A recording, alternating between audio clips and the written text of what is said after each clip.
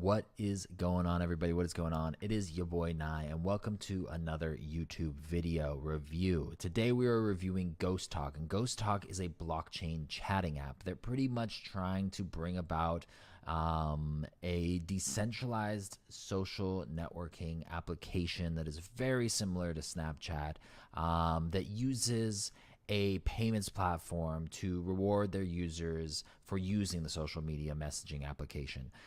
They have a smart coin, a smart wallet, and a smart contract, and that triad is meant to work together in order to reward the users and to work with users in terms of what they have built with Ghost Talk. So first off, I do think there is a place for decentralized social networking. I don't think anyone has done it right yet. There are some that are attempting and have caught my interest, but I don't think there's anyone that's just absolutely killing the game right now with decentralized social networks. So let's dive into the one-pager, the white paper, the team, the roadmap, etc., and we'll see what's going on with Ghost Talk and what potential it has, what I like and what I don't like. So given the loss of user trust over centralized social media platforms such as Facebook, the market has shown it is ready for a disruptive social media application that protects users' data and rewards those users for their participation. So I do think this is a really, really big issue in the space. I think that the lack of protecting users' data is huge, especially with people like Facebook. We've seen it over the last year and a half. People have been more and more upset and more ready to disrupt this industry. The fact of the matter is, we've seen these social media applications misuse data, give it to advertisers in ways that allows people to target us a little bit too intimately sometimes. And I think there's a huge area for this. I really do believe that social media, if utilizing individuals as the product, the individuals should have control over their data and should have full control over the advertisements that they see. But it's actually the opposite. Social media has control over the advertisements and the data, leaving the users to be the product, but also not to get paid to be the product, which is kind of absurd to me. So I'm interested in these things. I think that rewards programs have potential, and I'm kind of interested to see what's going to happen here. So let's dive a little bit deeper into Ghost Talk. Leveraging innovations in the blockchain payments industry, Ghost Talk uses a decentralized payments platform to reward users of its social media messaging application using their own smart coin token, smart wallet, and smart contracts. They talk a little bit about network research. Activity in the messaging application generates smart coin as a reward, creating an incentive to generate content, publish reviews, and expand networks within the Ghost Talk messaging ecosystem. The service offered by Ghost Talk includes a peer-to-peer messaging service with automatic deletion of messages, protecting users' data. 2, a content creation platform in content-specific channels or public chat boards that rewards participation for creating new content channels, including paid content, recommendations, corporate promotions, and community activity. And 3, an enterprise promotion platform that enables corporations to promote their products and conduct marketing campaigns and offers a corporate reward structure. So pretty much what they're trying to tackle is they're trying to figure out the middle ground, as a few different social media platforms that are decentralized are trying to do. They're trying to find the middle ground between utilizing users' data with their full permission, rewarding the users for their data, and also delivering high quality data to the corporate entities that want to, do advertising within the mobile application, but also want to do it in a moral way. So there's where the big issue lies, is how do you find the middle ground between rewarding users for their data and having companies pay for that data, while also allowing those users to keep full control over their data, and allowing corporations and companies to only see what the user allows them to see. So I'm interested to see if they have the potential and the capacity to do something like this. I'm interested to see if any social media has the ability to do this, or if Facebook is going to have to evolve to structure in something to this regards as it becomes more of a mainstream issue. I really think that we've seen privacy take a really, really large leap in necessity and in desire by a lot of people over the last year and a half, 2 years. Before that, people were not as privacy aware. They weren't really aware that their privacy was being used, or if they were aware, they didn't really care that much. But now we're starting to see something different, and that's what I'm kind of interested in. I kind of like that. I think that privacy is going to be a very, very, very large thing in the future. Then we go over here, and as you can see, we have the introduction here, which labels the ecosystem. It's got this, I'm not going to lie, it's a little complex. I'm not really sure exactly what's going on here. But it's pretty much trying to explain how the ecosystem works. If you want to sit here, if you want to kind of dive in and understand how all of these things are working, go ahead and do so. I get what they're trying to get at, but the matter of fact is they've made it very complex with this thing here. I don't really like that specifically.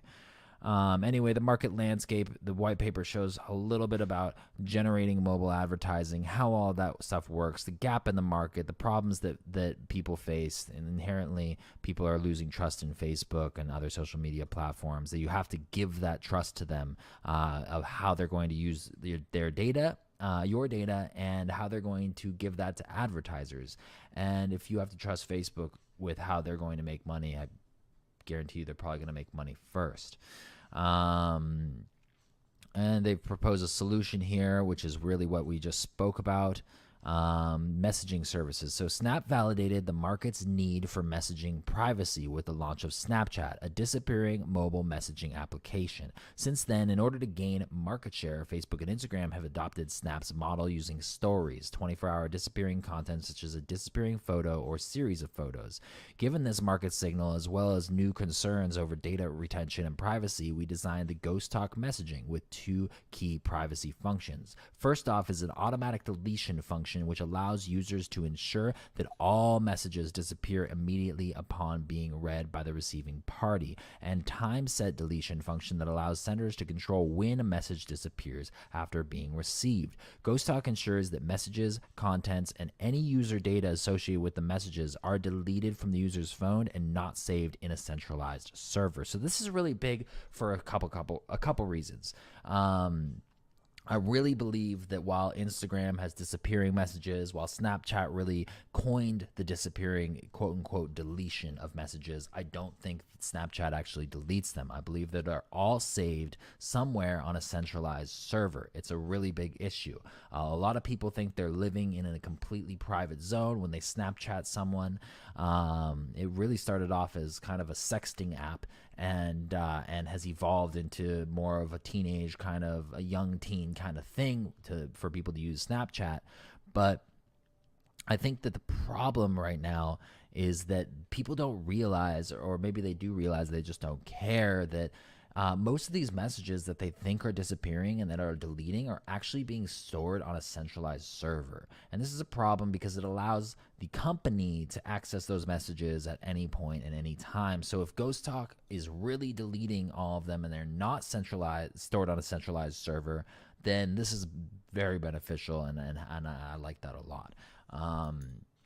Ghost Talk creation platform. While private messages can be shared amongst users or groups of users, we all have also designed Ghost Talk to enable content creators to make and distribute new content through Ghost Talk's content creation services using channels, a public chat board, or a room. Channels are open to all users and can be specified by topic, brand, and other interest. Experts, professionals, or enterprises can create paid channels based on their expertise or brand in order to promote their business.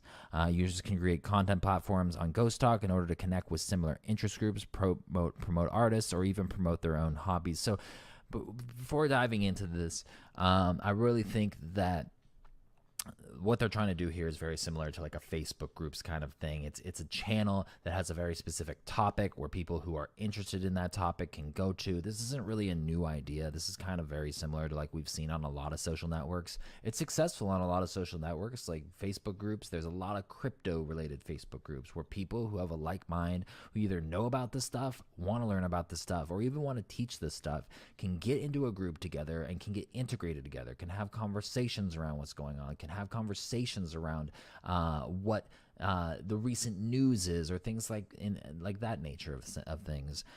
So I do like the idea. I don't know if this is what the app really looks like. It doesn't look super user friendly, but it doesn't look horrible either. It's probably the very first version, probably just a beta version of what they have going on. They've got examples here. If you want to read into the white paper, they've got a use case example for Ghost Talk, the content creation platforms for artists, things like that. And I'm sure this is not what the app is actually going to look like. This is just their white paper before they release the real app, but we'll see what they do. And they've got a whole competitive analysis here. If you want to dive into all the details, you can dive into them at ghost-talk.io. That's ghost-talk.io. You can read their white paper there. And one of the things that I'm really interested in here is what is the utility of their smart coin. So their smart coin, as described above, will be used to pay content generators on the Ghost Talk platform. Ghost Smart Token is an ERC20 coin, and a validation for transactions related to payments will happen on the Ethereum blockchain. The benefits of using the ERC20 token are transaction speed, is known as a validation protocol, and connections to the Ethereum ecosystem. That's all fantastic. So let's read up here. Ghost Talk is an application that enables enterprises, small businesses, artists, and promoters to directly compensate and reward content generators and users to share, review, engage, and or add additional original content to their work or ads. Given the social media applications rely on user engagement to propel the business, our goal is to create a distributed market where users can be directly rewarded for their participation. We believe that sellers and users should directly control generating and being paid for their own content and data without cumbersome legal contracts from a middleman. See Facebook case above. In that way, payment and storage of cryptocurrency tokens to reward content generators requires a blockchain payments platform. So to enable the payments between these sellers and users, we will issue our own blockchain token, Smartcoin, as a payment method. As a token of payment. Smartcoin will be listed on open exchanges so users can exchange them for other cryptocurrencies or sell them for cash currencies. In addition, we will also issue Smart Wallet for users to store smart coins, along with a smart contract as a payment escrow service to ensure that funds are securely and fairly distributed. Below, we describe in greater detail how all of this works. Every service using the Ghost Talk platform for content creation, sharing, and advertising must use smart coins. So pretty much they're trying to integrate their smart coin into their ecosystem where content creators are getting paid for this in return for actually creating content. I think this is an interesting model. And let's read the last part of this. Initially, we will work with experts from different targeted industries to produce content and to initiate the Ghost Talk enterprise ecosystem. In addition, we plan to host launch events to freely distribute coins to early adopters of the platform and increase engagement and use. So like I said, I think this is a really interesting model. I've seen a couple other social networks attempting to do something similar where they're paying users in their token to create content. I'm not 100% sold that this is how the future of content delivery and decentralized social media is going to work. The main reason that I really question it is, and I don't know the answer whether it is or it isn't, but the reason I question it specifically is I create content on Twitter right now for free. I've created content on Facebook my entire life for free. I've used Facebook to share my life with other people, and I create content on there. It's really just me sharing things with friends, but I create that content without being paid for it. Now, I'm wondering, and I don't know the answer to this, but I'm wondering if people will ever see the need to shift over to being paid for something that they're doing for free already. People are already in the habit that they are the product of social media. They are the ones that are creating all the content. They are the reason why why social medias thrive and succeed is because content is being created on there and because engagement with that content is being created on there. Now, do people and will people fully accept the fact that they can get paid for this content, and will and if will social media and will cryptocurrency evolve to the place and to the point where this happens and this occurs? So that's kind of my overview of my real questions about what's going on here.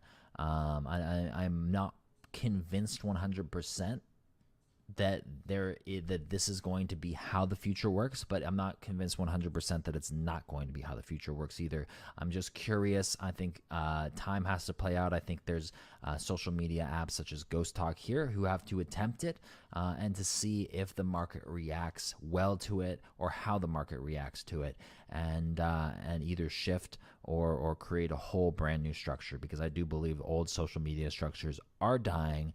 In 10, 20 years, we will see brand new social media structures arise. I really believe that.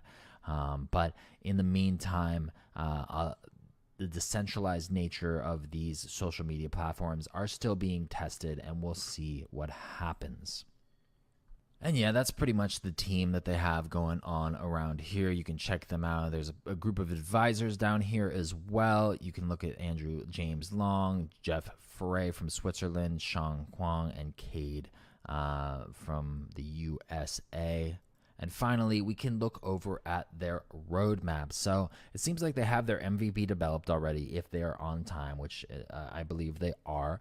The team expanded back in November. During January, they released their white paper. During February, they looked for capital investment. During April, they plan to do an IEO. During May, they plan to hit exchanges. June, they have a closed beta. And probably for their official version in June. Global service launch is planned for July. In August, they plan new partnerships. Internal exchange within the app is in September, and the expansion of regional exchanges in Q4. And Q1 2020, they want a goal of 1 million users. So, I think that's aggressive. I think it's ambitious is what I should really say. 1 million users within a very, very short period of time. It's an ambitious goal. It's not impossible. We've seen other applications do things like that. But in reality, I think it's going to take them a few more years to really amp this up. We have to realize we are still in the age where people don't really fully understand why they need privacy. They won't understand why they think Snapchat is better than Ghost Chat or Ghost Talk, excuse me. And I think it's going to take some time for something like this to be integrated. So as long as the team is really dedicated and motivated and ambitious around what they're doing, I think the idea is interesting. I do think there is potential with decentralized social networks. I think it's a very important thing that people can address. But I think that 2020 Q1 having 1 million users is overly ambitious. I do think what they've done here, if they've already got the MVP developed, obviously that's a good sign. I'd like to test the MVP. I don't think it's testable to the public yet. That's probably going to happen closer during the closed beta launch, where people can apply to be a part of the beta and things like that. But that's pretty much what I think is going on here. I think it's interesting. And I think that the idea of decentralized social networks has a big potential. And I guess we'll see if Ghost Talk can live up to that potential. So, and if you want to learn about Ghost Talk, go to ghost-talk.io. Again, that's ghost-talk.io. Again, guys, thank you. It's your boy Nye, and I'll catch you next time. Peace.